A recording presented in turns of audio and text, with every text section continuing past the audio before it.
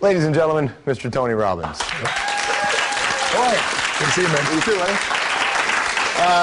First of all, thanks for nothing off the top of the show. Yeah, that's what I'm here for. That's what you do, though, right? A lot of people think that you come up like, all right, you can do it, but you actually open by telling people you're done. Yeah, I'm not a positive thinking guy. I'm not here to pump you up. What I'm here to do is help you break the pattern that's stopping you. That's what I wondered, if like Chuck Liddell, Ultimate Fighter, who top of his game, who's having a tough time right now. You coached the Los Angeles Kings when they made their run. Yes. You weren't behind the bench, but you worked with them. Yes. World leaders.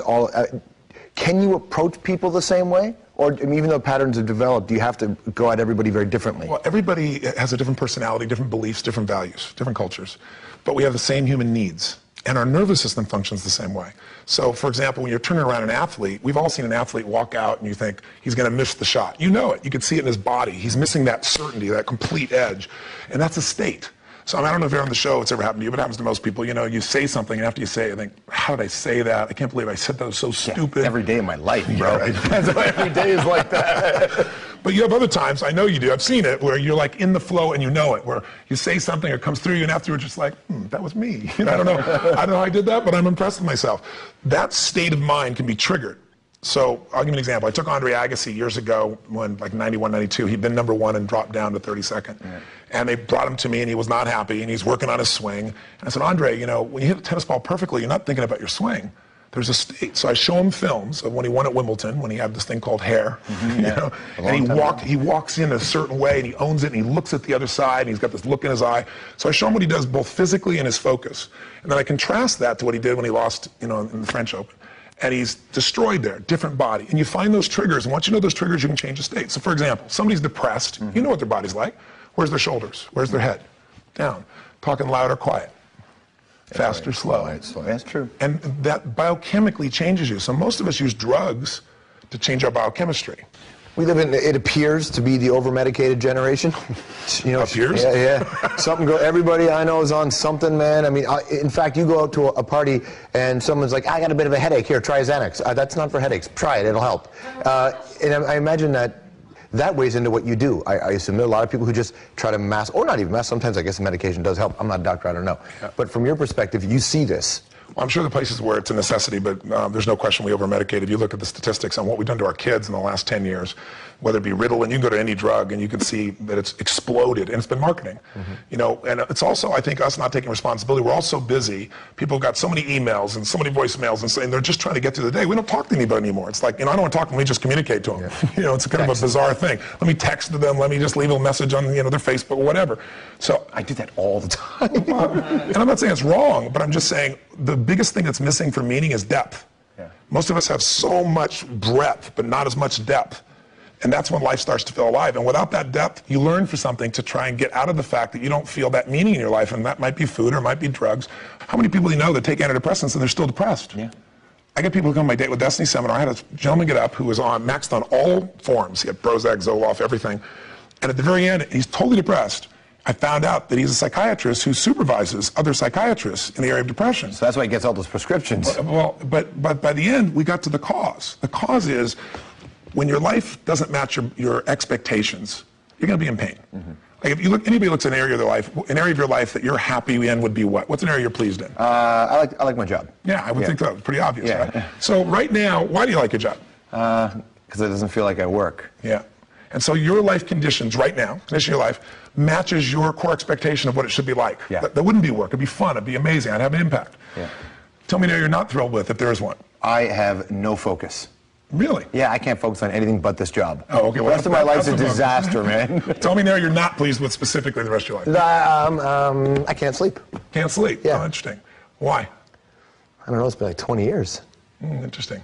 Interesting. Well, if you can fix this, I'm willing to do it on air. I'm willing to do it on air.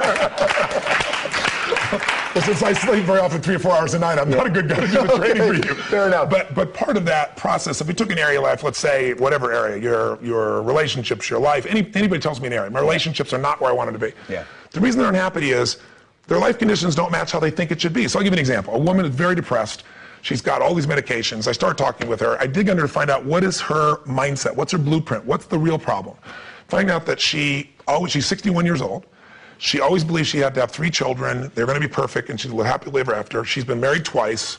She's never had children. She's 61 years old. So no matter what happens in her life, that core expectation can't be met. So barring a medical miracle of changing her physiology, she has to change that blueprint. She has to change that set of beliefs, that set of rules, or she'll never be fulfilled. So what I look for is, where is it your blueprint strong? Because everybody's got a strong area. Where is it weak? And then how do we shore it up? How do we either change the conditions of your life, change your body, change your relationship, or how do we change your blueprint to something that has to do with reality so you can enjoy your life again? Did you reach bottom? Well, I did. I reached bottom when I was 19. I missed it when I was 21, a couple different times. Yeah. I don't think there is a bottom for people. I think you go through stages of life where you have to reevaluate yourself. I mean, you asked me, backstage, you seem like you're a little different than how you were. Well, I think a lot of people get locked into, they saw you one way, it was an infomercial, and I do have a lot of energy, and I am completely over the top. That's if you're going to hold an audience for 50 hours in a weekend. Yeah, you got to be Kiss, man. You got to be like that David Lee Roth. Well, hopefully you're more than that. No disrespect to Kiss.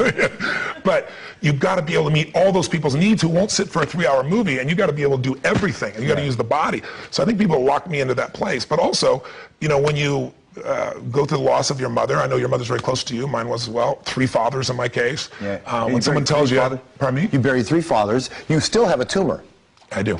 And so you had a tumor on your pituitary gland, and how old were you when you found out? 31, 32. Yeah, okay, that's going to mess you up for a bit, right? Well, you have to definitely get your full attention. You start wondering if you're going to be here or not, and you have to deal with the uncertainty of that, what it means. And, surgery might mean they cut up my brain, I might die. Drugs that they wanted me to take, I found out 6 months later where the FDA banned them, said they created cancer. So fortunately, I didn't do that. I went through the changes in relationships. I got married when I was 24 years old to a wonderful woman, but she was 12 years my senior, had been married twice before, and I adopted her kids. So I was 24 years old with a 17-year-old son, an 11-year-old daughter, a 5-year-old son, and a kid on the way. So all those experiences in life give you the richness of your life, the pain and the pleasure that you pull from to hopefully make a difference for other people and enjoy your life and find meaning in your life. Okay, we're going to, that relationship, the sort of fateful way you met your new wife and how that changed your life. She's not new. Well, new-ish. It was almost 9 years. Your second, and a whole lot more. We got more to get into with Tony Robbins. The Hour will be right back. All right, you're back here on The Hour. We continue to hang out with Tony Robbins. In the commercial break, he's fixed my life. Completely and utterly fixed my life. I suspect you get calls from lots of different people. And do you ever get a call and you're surprised? They're like, hey, I can't believe that person needs me or wants to talk to me.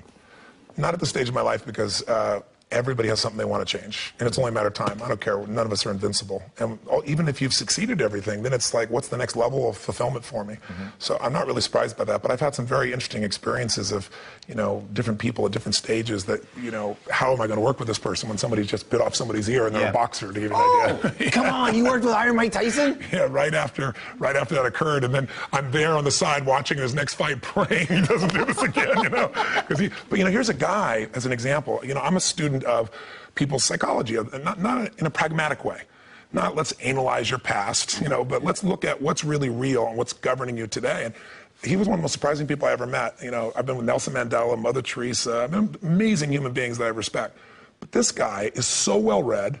He has such a good heart, but his entire life he got loved by fighting, and when people took advantage of him, he just snapped. So he'd be in the middle of a conversation telling me about being in prison where he brought the whites and the blacks together and stopped all the pieces that were going on there, and then he'd say a few minutes later, but sometimes I think we ought to just push the button and kill them all. He'd snap in the middle of something. Well, his childhood is so tragic. When you read the Mike Tyson, I know. Have you ever been called into a scenario where you're like, I can't help you? Well, I'm sure there may be a time where I thought I could and was not successful, but no, because I live for that challenge. I love to take on the impossible. One of the things that you'll see very often, one of the hardest things, is when someone's lost a child. I get the phone call when the athlete's burning down on television, when the child's going to commit suicide, and I haven't lost one out of thousands in 30 years. And that doesn't mean I won't someday, but not one, because of understanding the needs. But the hardest part is when a child's already gone. Parents, that's the one that they just don't know how to deal with. So those that I've been able to help have been probably the toughest, honestly. My message to people is, look, it's not easy, but nothing in life is permanent. No problem is permanent. Your soul's permanent.